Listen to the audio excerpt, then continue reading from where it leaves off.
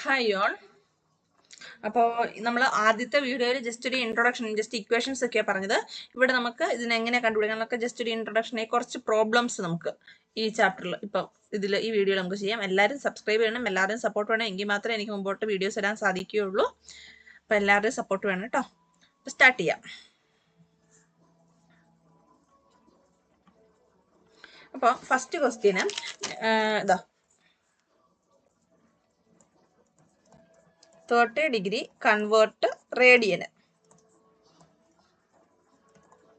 Okay, 30 degree convert radian എന്ന് പറഞ്ഞു കഴിഞ്ഞാൽ ഇത് നമ്മൾ മനസ്സിലാക്കേണ്ടത് എന്താണ്? 30 ഡിഗ്രീനെ തന്നിട്ടുണ്ട്, റേഡിയൻ കണ്ടുപിടിക്കണം. 30 ഡിഗ്രിയുടെ റേഡിയൻ. അപ്പം ഡിഗ്രി എന്നിട്ട് റേഡിയൻ മെഷർ കണ്ടുപിടിക്കാൻ പറഞ്ഞാൽ നമ്മൾ പഠിച്ചൊരു ഇക്വേഷൻ ഉണ്ട്. ഞാൻ കഴിഞ്ഞ വീഡിയോ പറഞ്ഞിട്ടുണ്ടായിരുന്നു. എന്താണ്? Radian measure equal to pi divided by 180 into degree measure.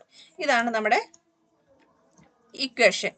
അപ്പൊ pi divided by 180 into degree എന്ന് പറഞ്ഞാൽ എത്രയാണ്? 30. അപ്പൊ ഈ 0 കട്ടായി, ദെൻ ഇത് രണ്ടും കട്ടാകുമ്പോൾ എന്ത് വരും? ഇവിടെ പൈ ബൈ 6 എന്ന് വരും. ഓക്കെ, അടുത്തത് നമ്മൾ എന്താ ചെയ്യുന്നതെന്ന് വെച്ച് കഴിഞ്ഞാൽ, അതുപോലെ തന്നെ നമുക്ക് റേഡിയൻ തരുന്നു. അടുത്തൊരു ക്വസ്റ്റ്യൻ നോക്കാം. ഇവിടെ നമ്മൾ ഡിഗ്രി ആണല്ലോ തന്നെ. ഇനി നമുക്ക് റേഡിയൻ തന്നിട്ട് എക്സാമ്പിൾ പറയുകയാണെങ്കിൽ 2π/3 radian. Okay, 2π/3 radian equal to dash degree എന്ന് പറഞ്ഞു കഴിഞ്ഞാൽ ഇവിടെ നമ്മൾ എന്താ ചെയ്യേണ്ടത്? ഡിഗ്രി കണ്ടുപിടിക്കണം അല്ലെ? റേഡിയൻ തന്നിട്ടുണ്ട്. റേഡിയൻ എന്ന് ഡിഗ്രി കണ്ടുപിടിക്കണമെങ്കിൽ നമ്മുടെ ഇക്വേഷൻ എന്താണ്? Degree measure equal to 180 divided by pi into radian measure. അപ്പോൾ 180 divided by pi into radian measure എന്ന് പറഞ്ഞാൽ എത്രയാണ്? 2π/3. ദെൻ ഈ പൈയും പൈയും കട്ടാകുന്നു. അപ്പൊ നമുക്ക് ഇവിടെ എന്താണ്? 180 ഇൻറ്റു 2. ഓക്കെ, 180 നമുക്ക് എങ്ങനെ ബാലൻസ് ചെയ്യാം? ഇവിടെ 6 വെച്ച് പോകും അല്ലേ? അപ്പൊ എത്ര വരും? ലാസ്റ്റ് ഫൈനൽ 120 ഡിഗ്രി എന്ന് വരും. ക്ലിയർ ആണോ? ഇതുപോലെ അപ്പൊ നമുക്ക് ഇവിടെ എന്താ, ഞാൻ ഡിഗ്രി വെച്ചിട്ട് എങ്ങനെയാന്ന് കാണിച്ചു തന്നു. അതുപോലെ റേഡിയൻ വെച്ചിട്ട് നമ്മൾ എങ്ങനെ ഡിഗ്രി കാണും എന്നുള്ളതും നമ്മൾ ചെയ്തു. അതുപോലെ തന്നെയുള്ള വേറൊരു ക്വസ്റ്റ്യൻ ആണ്.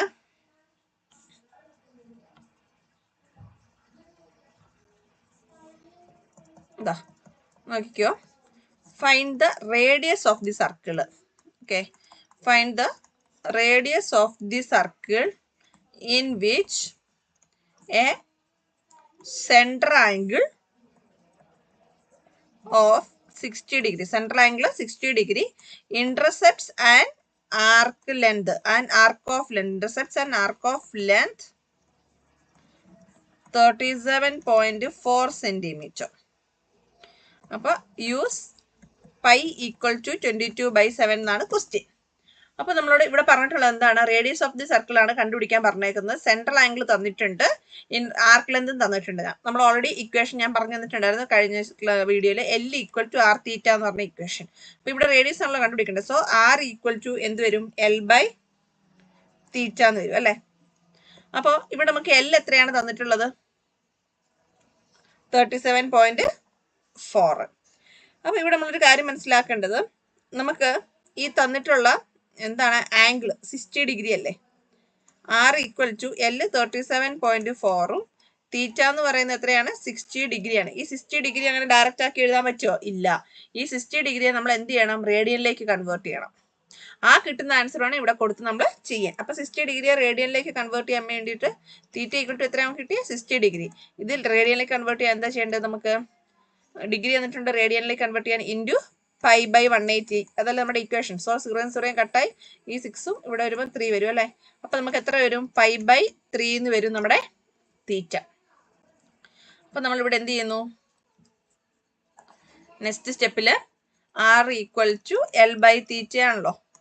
L ഓൾറെഡി നമുക്ക് ഇവിടെ ക്വസ്റ്റ്യനിൽ തന്നിട്ടുണ്ട്. എത്രയായിരുന്നു? 37.4 അല്ലേ?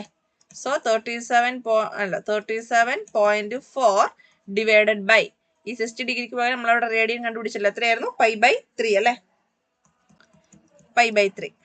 അപ്പൊ എന്ത് ചെയ്യുന്നു? 37.4 ഇൻറ്റു 3 ഡിവൈഡഡ് ബൈ പൈക്ക് ഓൾറെഡി ഏത് വാല്യൂ യൂസ് ചെയ്യണം നമ്മളുടെ ക്വസ്റ്റിനിൽ പറഞ്ഞിട്ടുള്ളത്? 22/7. ഓക്കെ, അപ്പോൾ 22/7. അപ്പോൾ ഈക്വൽ ടു എന്ത് വരും 37.4 ഇൻറ്റു 3 ഇൻറ്റു 7 ഡിവൈഡഡ് ബൈ 22. അപ്പോൾ ഇത് ചെയ്യുമ്പോൾ നമുക്ക് ഫൈനൽ ഫുള്ള് കാൽക്കുലേറ്റ് ചെയ്യുമ്പോൾ നമുക്ക് ഫൈനൽ ആൻസർ കിട്ടുക 35.7 സെൻറ്റിമീറ്റർ എന്ന് കിട്ടുക റേഡിയസ്. ഓക്കെ, എല്ലാവർക്കും മനസ്സിലായെന്ന് വിചാരിക്കുന്നു. വീഡിയോ ഇഷ്ടമായ ലൈക്ക് ചെയ്യണം. അടുത്ത ക്ലാസ്സിൽ അടുത്ത വീഡിയോയിൽ നമ്മൾ എക്സാമ്പിൾ ആയിരിക്കും കേട്ടോ ചെയ്യുക. അപ്പോൾ ഈ വീഡിയോ ഇത്രയുള്ള ഫ്രണ്ട്സ്, അടുത്ത വീഡിയോ കാണുന്നവരെ ബൈ.